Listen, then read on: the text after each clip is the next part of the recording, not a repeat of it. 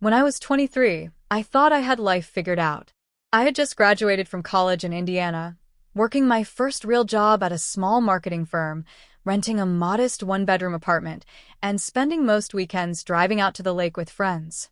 Life felt exciting, unpredictable, and full of possibility. And at the center of all that energy was my girlfriend, Emily. Emily and I had met during our sophomore year at college. She was smart, funny, and had this way of lighting up a room without even trying. We started dating after a late-night study session that turned into a 2-hour conversation about music and family. By the time I was 23, we had been together for almost 3 years. She was the kind of person who made me want to plan a future, the kind of person you don't just casually date. But the story I'm about to share isn't only about Emily. It's about her sister, Sarah, and the night I realized how much life can change when you least expect it. Sarah was a year younger than Emily, just 22, finishing up her last year of college.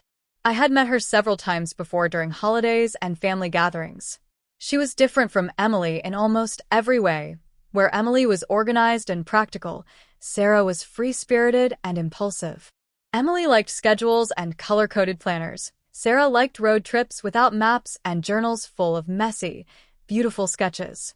Still, they were close as sisters, and I admired that about them. It was Thanksgiving weekend, when everything shifted. Emily had invited me to spend the holiday with her family in Ohio. I drove the 3 hours to her parents' house, a cozy 2-story home on a quiet suburban street where the trees still held a few orange leaves despite the late November chill. Her mom greeted me with the smell of pumpkin pie, her dad with a firm handshake, and Sarah with a smile that seemed a little more tired than usual. The holiday itself was warm and joyful. We sat around the long dining room table, laughing at old family stories, passing plates of turkey and stuffing, and arguing playfully about football teams. But I noticed Sarah wasn't herself. She laughed when others laughed, but her eyes were distant. She picked at her food more than she ate. Once or twice, I caught her staring out the window as if her thoughts were 1,000 miles away. Later that evening, after dessert and board games, Emily went upstairs to take a shower. Her parents had gone to bed, and I found myself in the living room, scrolling absent-mindedly on my phone. Sarah walked in quietly, wrapped in a blanket, her hair pulled back messily. "Can't sleep?" I asked, setting my phone down. She shook her head. "Not really. Too much on my mind." I hesitated, then patted the armchair across from me. "Want to talk about it?" For a moment, she didn't move, but then she sat down, pulling the blanket tighter around herself. "It's just life feels heavy right now. Graduation's coming up, and everyone keeps asking me what I'm doing next. I don't have an answer. I feel like I'm falling behind, like I'm disappointing everyone." I leaned forward, listening carefully. "Sarah, nobody has everything figured out at 22. I didn't. Honestly, I still don't." She gave a small laugh, but it quickly faded. "It's not just that. I've been struggling with feeling like I'm not enough. Emily's always been the one who succeeds, the one everyone can count on. And me? I'm the messy one, the one who can't stick to a plan." Her voice cracked. "Sometimes I wonder if anyone would really notice if I just stopped trying." Her words hit me like a punch. I hadn't expected her to open up like that, and I felt a wave of protectiveness wash over me. "Sarah," I said gently, "you don't see what the rest of us see. You're talented, creative, kind. I've seen the way you care about people, the way you make others feel like they belong. That's worth more than any plan or job title." She looked at me, tears welling in her eyes. "You really think so?" "I know so," I said firmly. "The world needs people like you, Sarah. People who remind the rest of us that life isn't just about schedules and rules, but about living, about feeling." For a long time, she was quiet, just staring at the fireplace where the embers still glowed. Then she whispered, "Thank you. I don't think I've told anyone how bad it's been. Not even Emily." I didn't want her to worry. I nodded slowly. "I get it. But you don't have to carry this alone. Sometimes the bravest thing you can do is let someone else in." We talked for nearly an hour after that.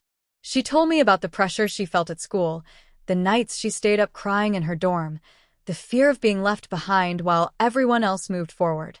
I listened, not offering solutions, just letting her speak. And I realized then how important it is to be present, really present, when someone decides to open their heart. Eventually, she wiped her eyes, gave me a small smile, and said, "You're a good listener. Emily's lucky to have you." When Emily came back downstairs, Sarah stood up quickly, hiding any trace of tears. I never told Emily what her sister confided in me that night. It didn't feel like my secret to share. But I carried those words with me, and they changed the way I saw both of them. Over the next few months, Sarah and I stayed in touch more often.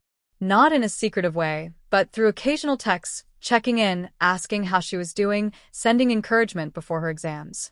Emily knew we talked sometimes, and she was glad we got along, though she never knew the depth of that Thanksgiving night conversation. When Sarah graduated that spring, I drove with Emily to watch the ceremony. As Sarah crossed the stage, cap and gown swaying, she looked out into the crowd, found us, and gave the smallest nod. It was a moment only the two of us understood, a silent reminder of the night she had trusted me with her pain. Now, years later, I look back on that time often. Emily and I eventually got married, and Sarah went on to find her own path, working as a graphic designer in Chicago, creating art that inspires people. She's thriving now, and whenever we visit, she hugs me a little tighter, as if to say she hasn't forgotten that night either. The lesson I learned at 23 was simple but profound. Sometimes, the people we least expect are the ones carrying the heaviest burdens. And sometimes, all they need is someone to listen, to remind them they are enough. That Thanksgiving night with my girlfriend's sister taught me that kindness can change the course of a life. And maybe, just maybe, it saved hers.